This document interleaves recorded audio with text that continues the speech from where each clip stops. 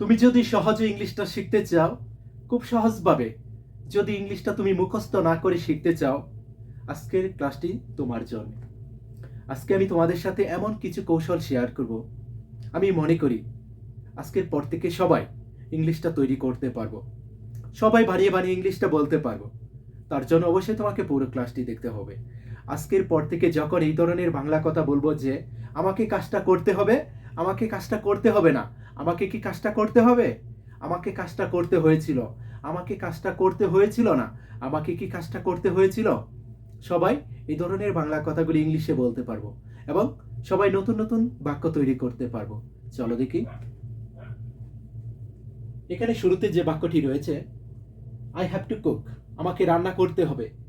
I have to go, আমাকে যেতে হবে, আমাকে কাজটা করতে হবে। I have to do the work, আমাকে কাজটা কি করতে হবে, আমাকে তাকে সাহায্য করতে হবে। I have to help him, আমাকে কি তাকে সাহায্য করতে হবে। I have to help him, আমার তাকে কি সাহায্য করতেই হবে। যখন এই ধরনের কথা বলবো, শুরুতে হবে কি সাবজেক্ট, তারপর হতে পারে হ্যাভ টু অথবা হ্যাজ টু, হ্যাভ টু অথবা হ্যাজ টু। যখন সাবজেক্ট অনুযায়ী হতে পারে হ্যাভ টু অথবা কি has to. He has to, he has to cook, তাকে রান্না করতে হবে। হি হ্যাজ টু গো, তাকে যেতে হবে। আই হ্যাভ টু কুক, আমাকে রান্না করতে হবে। আই হ্যাভ টু গো, আমাকে যেতে হবে। Kamal has to, we have to, we have to cook, আমাদেরকে রান্না করতে হবে। মিনা হ্যাজ টু কুক, মিনাকে রান্না করতে হবে। খুব সহজ কিন্তু। সাবজেক্ট অনুযায়ী হবে হ্যাজ টু অথবা কি have to.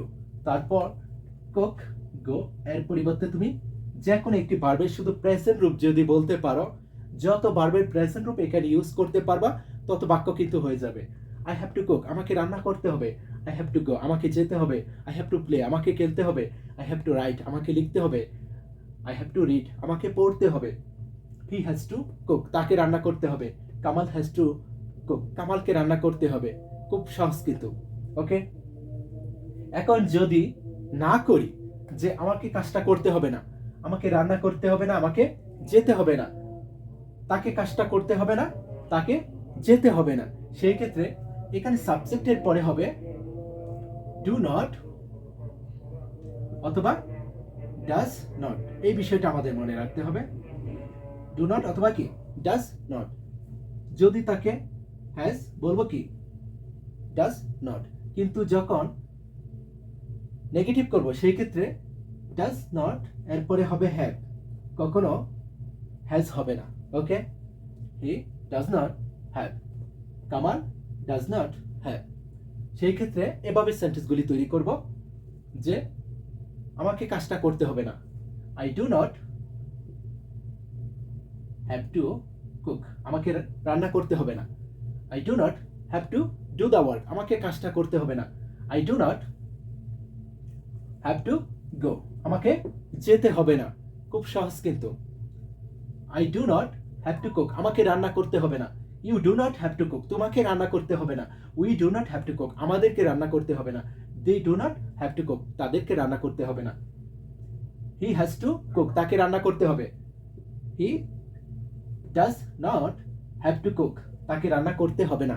Kamal does not have to cook, কামালকে রান্না করতে হবে না। Mina doesn't have to cook, মিনাকে রান্না করতে হবে না। She doesn't have to cook, তাকে রান্না করতে হবে না। খুব সহজ কিন্তু। যখন ডাজ নট বলবো তখন হবে কি হ্যাভ টু। হ্যাজ থাকলে হয় কি ডাজন্ট, কারণ হি শি মিনা টিনা এদের সাথে হয় কি ডাজ নট। আশা করি ক্লিয়ার। এভাবে যদি শিখতে পারি সবাই কিন্তু পারবো। এখন যদি প্রশ্ন করি যে আমাকে কি রান্না করতে হবে, তাকে কি রান্না করতে হবে, সেই ক্ষেত্রে এখানে শুরুতে বলবো কি ডু, তাহলে হবে do I have to cook, আমাকে কি রান্না করতে হবে, প্রশ্ন হয়ে গেছে। Do I have to go, আমাকে কি যেতে হবে। যদি বলি তাকে কি রান্না করতে হবে, সেই ক্ষেত্রে হবে কি ডাজ। এই বিষয়টা শুধু আমাদের মনে রাখতে হবে। যাদের পরে হ্যাজ হয় তাদের ক্ষেত্রে আগে বলবো কি does. Does he, does he have to cook, তাকে কি রান্না করতে হবে। Does Mina have to cook, মিনাকে কি রান্না করতে হবে। Does she have to cook তাকে কি রান্না করতে হবে? Do I have to cook আমাকে কি রান্না করতে হবে? Does Kamal have to cook কামালকে কি রান্না করতে হবে? সেই ক্ষেত্রে আইটাকে বাদ দিয়ে এখানে হতে পারে কি হি, শি, মিনা, টিনা এরকম। Does he, does she, does Mina, does Tina এরকম। Does Kamal, do I, do we, do we, do you, do they. Clear? তারপরে হ্যাভ টু, তারপর শুধু পারফেক্ট প্রেজেন্ট রূপটা যদি বলতে পারি তাহলেই কিন্তু হয়ে যাবে। Okay, next. I had to cook আমাকে রান্না করতে হয়েছিল অতীতে। অতীতে আমাকে কি কাজটা করতে হয়েছিল? আই হ্যাড টু কুক আমাকে রান্না করতে হয়েছিল। আই হ্যাড টু গো আমাকে যেতে হয়েছিল। আই হ্যাড টু প্লে আমাকে খেলতে হয়েছিল। আমাকে কাজটা করতে হবে, আই হ্যাভ টু। তাকে কাজটা করতে হবে, হি হ্যাজ টু। যখন বলবো আমাকে কাজটা করতে হয়েছিল, আই হ্যাড টু। তাকে কাজটা করতে হয়েছিল, হি হ্যাড টু। সবার সাথে হ্যাড টু। তারপর কুক, গো এরকম পারফেক্ট প্রেজেন্ট রূপটা শুধু বলবো তাহলে কিন্তু হয়ে যাবে। এখন যদি বলি যে আমাকে কাজটা করতে হয়েছিল না, আমাকে কি কাজটা করতে হয়েছিল না, সেই ক্ষেত্রে এখানে ডু এর পরিবর্তে শুধু ডিড ইউজ করব তাহলেই হবে। I did not have to cook আমাকে রান্না করতে হয়েছিল না। আই হ্যাভ টু কুক আমাকে রান্না করতে হয়েছিল। I did not have to cook আমাকে রান্না করতে হয়েছিল না। I did not have to go আমাকে যেতে হয়েছিল না। আই হ্যাড টু গো আমাকে যেতে হয়েছিল। খুব সহজ কিন্তু, শুধু ডু ডাজ এর পরিবর্তে বলবো কি did. Did not, do not, does not এর পরিবর্তে হবে কি ডিড নট। তাহলেই কিন্তু নেগেটিভটা হয়ে যাবে। যদি প্রশ্ন করতে চাই আমাকে কি রান্না করতে হয়েছিল, আমাকে কি যেতে হয়েছিল, আমাকে কি কাজটা করতে হয়েছিল, সেই ক্ষেত্রে এখানে শুধু তুমি ডু ডাজ এর পরিবর্তে ডিড বলো তাহলে হবে। শুধু ডিড, আর কোনো কিছু করতে হবে না, শুধু did. Did I have to cook আমাকে কি রান্না করতে হয়েছিল? Did I have to go আমাকে কি যেতে হয়েছিল?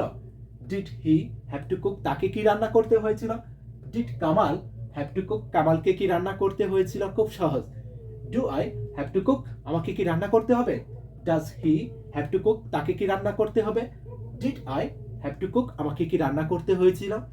এই সেন্টেন্সগুলি যদি ফলো করতে পারি, আশা করি আজকের পর থেকে সবাই ইংলিশটা তৈরি করতে পারবো, সবাই ইংলিশটা বলতে পারবো।